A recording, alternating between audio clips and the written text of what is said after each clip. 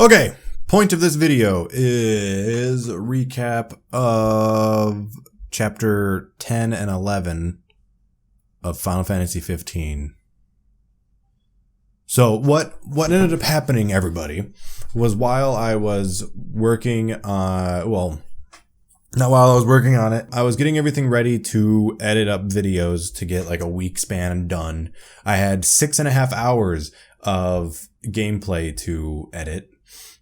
And turns out the voice audio of myself was gone.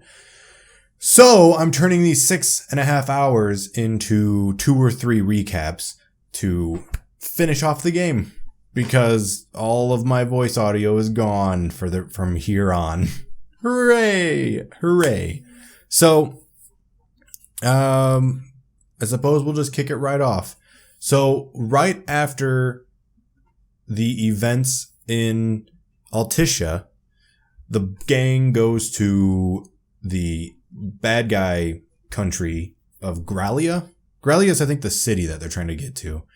So I forgot the name of their country, but whatever. They're heading that way. They get across the ocean to that country, and they're taking a train from one end to the other to get to Gralia to take on the Imperials to get their revenge.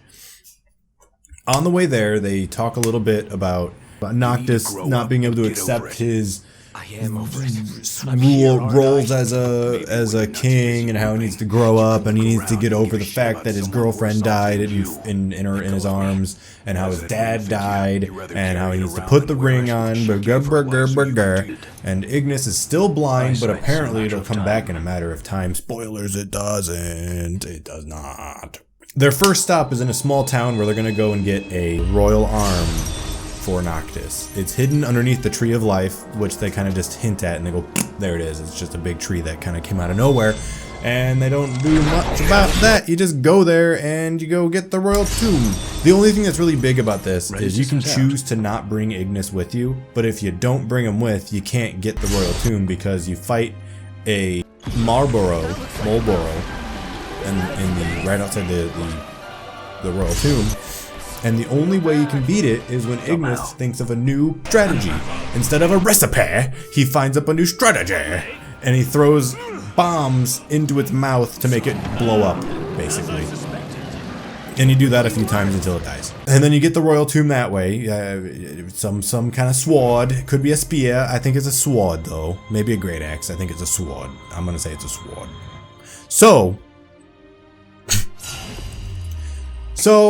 because of that, you have a little squabble right outside the royal tomb about how everyone in this team needs to grow up, and how Noctis will become a man when he feels like it, and Gladio needs to grow the fuck up and stop pushing him, and Ignis won't have any of it, and Prompto's just kind of there. And that's about it. So, in that small little meeting, they are completely okay again. They're completely fine. Yeah. So, let us help you. The rest of this chapter is just on the train. So as they're going down the train, they get stopped by the Imperials, who Did they bomb us? Arden is leading. Arden apparently got onto the train as they left the royal tomb. He was just somehow there. Who knows? Whatever. He's magic. It doesn't matter. So you fight off a bunch of Imperials with Prompto, then end up having this really neat air battle where dropships are hovering over the train, as you've seen in the videos demoing the game. The only thing that sucks about it is that it doesn't feel very extreme. You warp to each dropship and you hit one of the bots that blows up on itself, and then it blows up, and then that causes the whole ship to blow up, and you just leave that ship, and you do it again until you're done. And it's kind of simple. I thought it'd be kind of cooler, but it wasn't. It was really short. But once you finish doing that, you land back on the train, and Prompto's holding Arden at gunpoint. Oh wait, no. Arden is holding Prompto at gunpoint, so Noctis gets upset and slashes at the gun and finds out that Arden was really Prompto in disguise, because Arden made Prompto look like that. Which, slightly earlier, right before the fight happened outside the train, when they stopped it, Arden is teasing Noctis, and you eventually pin him against a wall, but Arden doesn't sound like Arden. He sounds like really strange, and he's like, dude, why are you hurting me? And it's obvious that it's really Prompto, but they don't ever talk about that. They actually never talk about it once.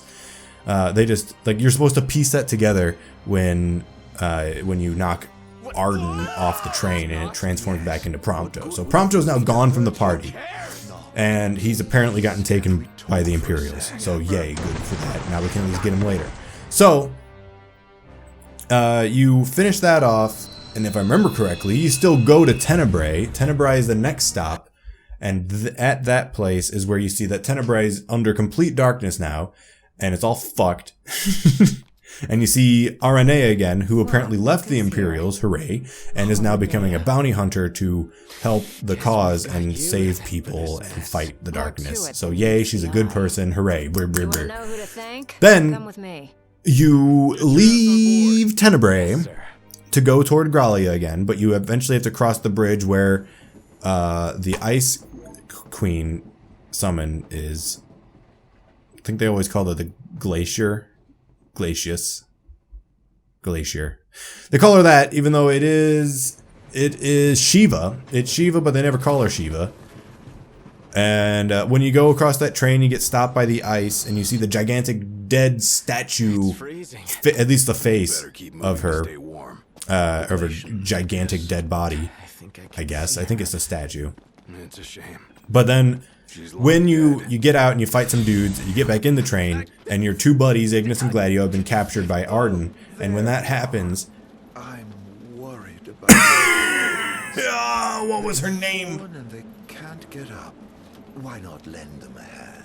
Well, anyway, the one girl that has her eyes closed all the time, the one that always followed around Lunafreya.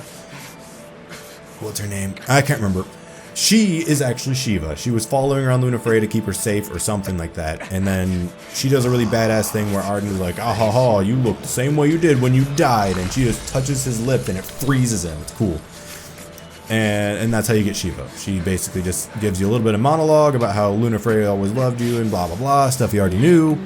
And then it comes back to reality where Arden is still frozen, and you basically stab him with Luna's spear, which is a royal arm, and so that becomes yours. And then you save your buddies. But then the very next scene, Arden is in the next train car, and he says, "Oh, that really hurt. Too bad I'm immortal." And you're just like, "What the fuck? That makes no sense. You don't make any sense. That makes no sense. It's nonsense. It doesn't make sense." So you find out you can't do anything against Arden. Arden is basically just an end-all be-all god, and you can't do shit. Yay. So then from there, you head to Grallia.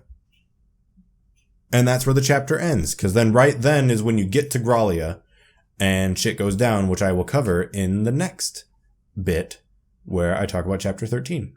Where Noctis is all by himself and he cries a lot, and he puts on the ring and he cries a lot. He just cries a lot, guys. He just cries so much. He actually defeats the city by crying, and apparently everyone's really weak to tears and sadness. So, food for thought. Just be sad all the time. It's okay. It's okay to just do that.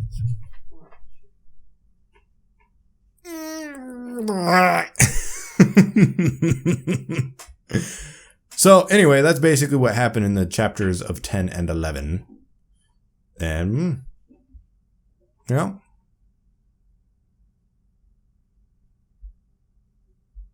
okay, bye!